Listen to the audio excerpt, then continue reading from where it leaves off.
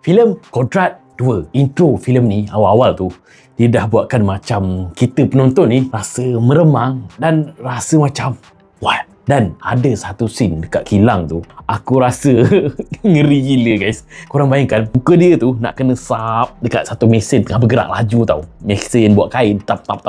Dia letak muka tu sipi je nak kena dekat dengan mesin tu. Memang seram gila guys. Tapi adakah filem ni betul-betul seram untuk korang tonton dekat wayang? Okey, filem Kodrat 2 ni, filem ni dia mengisah tentang Ustaz Kodrat ni, dia nak cari balik isteri dia Azizah yang dah lama hilang lepas kematian anak dia tu. So, Ustaz Kodrat ni dia dapat tahu yang isteri dia Azizah ni hidup dan tinggal dan bekerja dekat satu kilang kain tau. Dan nak dia cerita sebenarnya dekat kilang ataupun fabrik kain tu sebenarnya kat situ berlaku sesuatu kemalangan yang pelik dan mengerikan tau. Sebabnya semua pekerja dekat situ perempuan tau.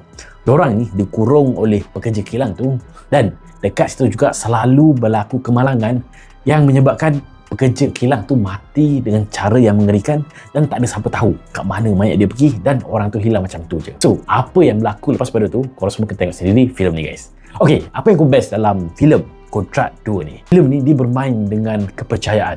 Macam mana syaitan ni ataupun iblis saduk ni dia cuba macam-macam cara dia nak sesatkan Azizah, dia nak sesatkan Ustaz Kodrat. Dan dalam ni juga kita boleh tengok macam mana kepercayaan seseorang tu dekat Allah ni diuji guys. Hingga dekat saat-saat terakhir tu berjaya ke dia terima pujukan syaitan ataupun tidak. So dalam filem yang kedua ni memang dia go deep dekat kepercayaan kita dan kita boleh tengoklah lakonan si Acha Sapriasa memang macam gini tau. Bagi peminat Juriverse Ustaz Kodrat ni, korang semua kena tengok guys. Sebabnya dalam filem yang kedua ni dia macam nak build up something tau untuk next filem yang ketiga yang lagi besar, yang lagi dahsyat. Dan benda ni relate pula dengan yang nombor satu. Dan dalam ni juga macam biasalah Ustaz Kodrat ni dia fight guys.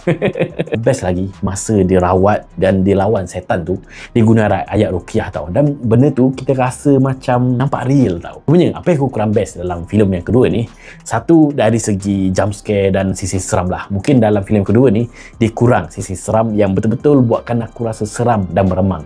Cumanya dari segi scene gore tu memang agak real lah. Masa scene dekat fabrik tu, dekat apa ni mesin kat kilang tu memang terburai muka apa kan, memang dahsyat lah. Yang tu memang nampak real. Dan si setan tu pun macam bagi aku agak kurang menyeramkan sebab diguna makhluk macam tu. Kalau lah diguna makhluk yang tipikal yang muka buruk apa, mungkin lagi takut dan lagi seram. So, rating aku untuk filem Kodrat 2 ni, aku boleh bagi 8/10 guys. Komen kat bawah ni, apa kata korang pasal filem Kodrat 2 ni? Adakah filem ni untuk best dan wow? Komen kat bawah ni. Okay? Ciao!